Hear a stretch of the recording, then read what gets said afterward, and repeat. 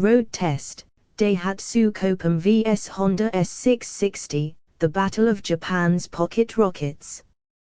There are cars that shout about their performance. There are cars that whisper about their refinement. And then there are cars like the Daihatsu Copen and the Honda S660, which grin cheekily, wave a tiny flag, and say, "We're only small, but we're going to have an absolutely marvelous time anyway." Welcome to the curious and deeply entertaining world of K-sports cars, Japan's answer to the question nobody in Britain thought to ask: what if a sports car had less power than a decent lawnmower but more personality than a stag do in Blackpool? Today, we are pitting two of the most characterful examples head to head. In one corner, the plucky, slightly retro, folding metal-roofed Daihatsu Copen. In the other, the more modern, mid-engined, slightly more serious, but still faintly ridiculous, Honda S660. Let's begin. First impressions, Toy Box Titans. The Daihatsu Copen looks like it's escaped from a Pixar film. It's small, rounded, and friendly in a way that makes pedestrians instinctively smile. You half expect it to blink its headlights and ask if you fancy an ice cream. The Honda S660, by contrast, looks like it's been on a protein shake diet. It's sharper, more angular, and rather more aggressive, if such a word can be applied to something that barely reaches your hip. Think of it as a baby supercar, styled by someone who had seen a poster of a Honda NSX once and thought, yes, but make it pocket-sized. Park them side by side and the difference is stark. The Copen is cute. The S660 is cool. The Copen says, "Let's go for a drive and enjoy the sunshine." The S660 says, "Let's go for a drive and annoy some hot hatches." Under the skin, the K-car rulebook. Before we get into performance, a quick primer. Both of these cars adhere to Japan's K-car regulations, which means engine capacity, 660 cc. Power, officially capped at 64 bhp. Size, tiny enough to park in a moderately sized showbox. Now, in Britain, where we consider a 1.0-litre engine to be a bit underpowered, this sounds like madness. But therein lies the charm. These cars aren't about brute force, they are about finesse, lightness, and wringing every last ounce of joy out of very modest means. Engines and performance, speed is relative. Daihatsu Copen. The Copen 660cc turbocharged engine produces the regulation 64 bhp, which is delivered to the front wheels. Yes, front-wheel drive in a sports car. Don't panic, it works better than you might think.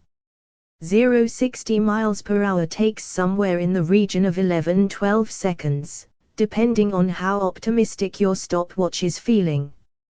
Flat out, you'll see about 105 miles per hour, given enough road and patience. Honda S660. The S660 also has a 660cc turbocharged engine with, surprise, 64 bhp. However, this one sits behind the driver and powers the rear wheels. That's right, a mid-engined, rear-wheel drive layout. In something the size of a washing machine. 0-60 miles per hour is slightly quicker, around 10-11 seconds, but more importantly, it feels quicker thanks to its layout and gearing. Driving experience, the heart of the matter. The Copen, cheerful and chuckable. Driving the Copen is like being handed the keys to a very enthusiastic puppy. It's eager, playful, and occasionally a bit scrappy, but always endearing. The steering is light, the controls are simple, and the whole car feels delightfully analog. There's something wonderfully honest about it. You press the accelerator, and it responds immediately, albeit gently, accompanied by a faint but determined turbo whistle. On a twisty B road, the Copen comes alive. It's not fast, but it doesn't need to be.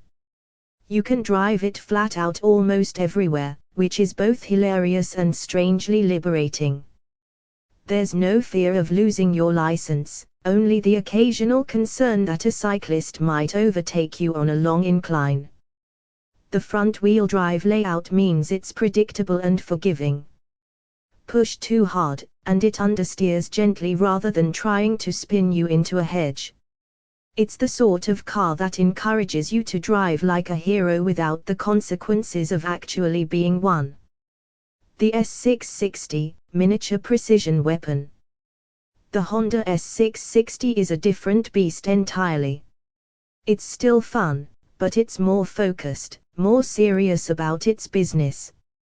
The mid-engined layout gives it superb balance, and the rear-wheel drive adds an extra layer of involvement.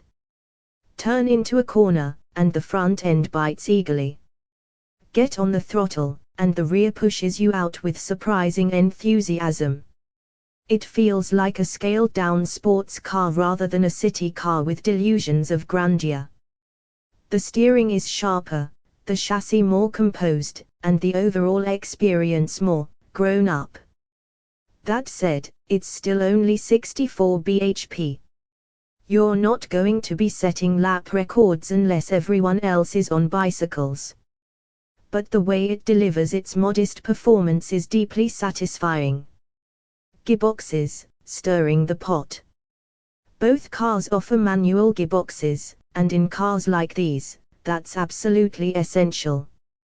The Copen's gearbox is perfectly serviceable, light, easy to use, and in keeping with the car's relaxed nature. It's not the last word in precision, but it gets the job done without complaint. The S660, being a Honda, has a gearbox that feels like it was engineered by watchmakers. The shift is short, precise, and utterly delightful. You find yourself changing gear just for the pleasure of it, even when there's no need. If gearboxes were Olympic sports, the S660 would be taking home gold while the Copen would be applauding politely from the stands. Ride and handling, comfort vs capability. The Copen's suspension is relatively soft, which makes it comfortable on rough roads.